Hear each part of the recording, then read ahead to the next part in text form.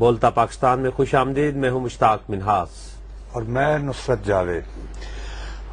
مشتاق منہاس صاحب، آج میں چاہ رہا تھا کہ ہم بالکل فوکس کریں کہ کل اعلان مری ہوا تو آج ایوان صدر میں میٹنگز ہوئیں اور صبح سے بڑی ایفرٹ کی ہے کہ اٹارنی جنرل صاحب سے بات ہو سکے، کیونکہ وہی ان معاملات میں بتا سکتے ہیں. ان کا ٹیلی فون جو ہے وہ بند پھر اب وہ ہونا شروع ہو گیا ہے، جواب نہیں دیتے ہیں. شریف الدین پیرزادہ صاحب تو آپ کو پتہ ہے میڈیا پہ آتے نہیں، کیونکہ وہ تو بولنے کے بھی ان کی فیس ہوتی ہے، وہ تو اس طرح بات نہیں کرتے ہوتے. بالکل نہیں، کبھی نہیں ہے. اچھا، ان لوگوں سے یہ ہے کہ ہمیں واقعتاً سیریسلی یہ گائیڈنس چاہیے کہ بھئی یہ جو فیصلہ ہوا ہے اس کو کیسے انٹرپریٹ کیا جا رہا ہے، کیسے دیکھا جا رہا ہے. تو آفیشلی تو کسی نے نہیں کہا، ان آفیشیل بات آئی ہے کہ جی قومی اسمبلی کا ریزولوشن کافی نہیں ہوتا وغیرہ وغیرہ، لیکن اس کو بھی اون نہیں کیا گیا ہے. مجھے ایک بات جو ہے بالکل سمجھ میں نہیں آئی کہ ہمارے صدر صاحب جو ہے نا، ایک حوالے سے دیکھا جائے نا، مجھے اب وہ بہت اچھے لگنا شروع ہو گئے، بڑے سادہ آدمی. یہ کب سے جی؟ بس یہ جب سے یہ واقعات ہونے لگے ہیں. دیکھو بات یہ ہے کہ مجھے ہمیشہ وہ آدمی زیادہ اچھا لگتا ہے جس کے خلاف لوگ گینگ اپ ہو رہے ہوں. میرا تو بلکہ دل کر رہا ہے کہ میں اب فلور کراس کر لوں اور میں صدر صاحب کے ساتھ ہو جاؤں. اب آپ یہ دیکھیں کہ انہوں نے مشورہ لیا ہے کن سے؟ اٹارنی جنرل صاحب ملک قیوم سے، شریف الدین پیرزادہ صاحب سے. اب بات یہ ہے کہ جس دن قومی اسمبلی نے ملنا ہے اور ملنے کے بعد ایک وزیر اعظم بن جانا ہے، تو یہ دونوں تو رہیں گے ہی نہیں. یہ دونوں تو تنخواہ یافتہ ہیں نا، دونوں کا جو نہیں دے سکتے نا، کیسے لیں گے؟ یہی تو ہمارے ہاں جو مسئلہ ہے. دیکھو لوگ سمجھتے نہیں ہیں. گورنمنٹ کا جتنا بھی کھاتا ہوتا ہے نا مشتاق، اس کے لیے ایک چیز ہوتی ہے بجٹ.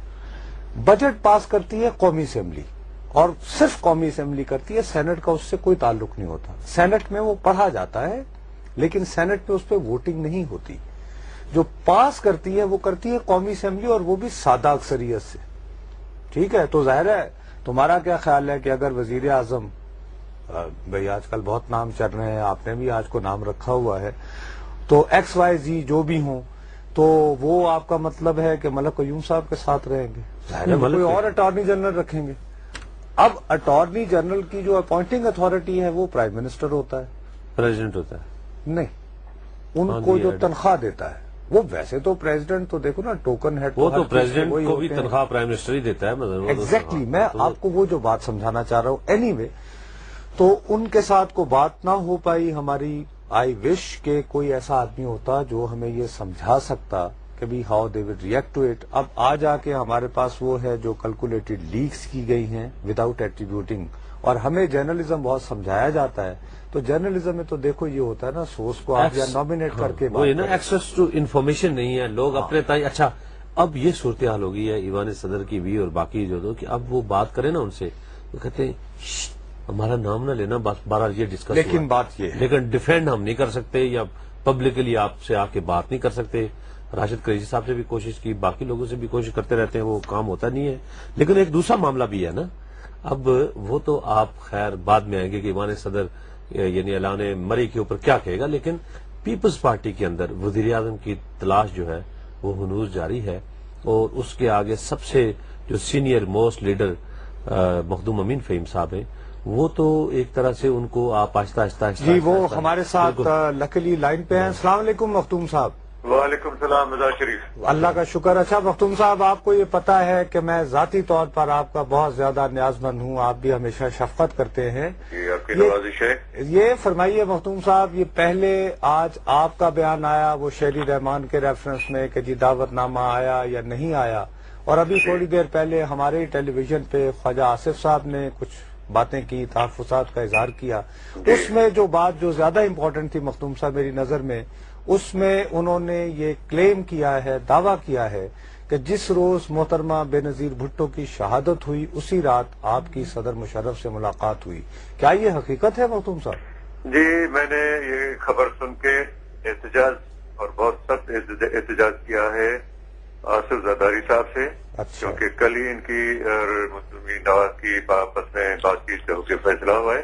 جی. اور میں نے سخت احتجاج کیا ہے میاں شہباز شریف صاحب سے، کیونکہ میاں نواز شریف صاحب فون پہ نہیں ملے. جی. کہ یہ اتنا ظالم قسم کا الزام ہے کہ جس کا میرے پاس کوئی علاج نہیں ہے.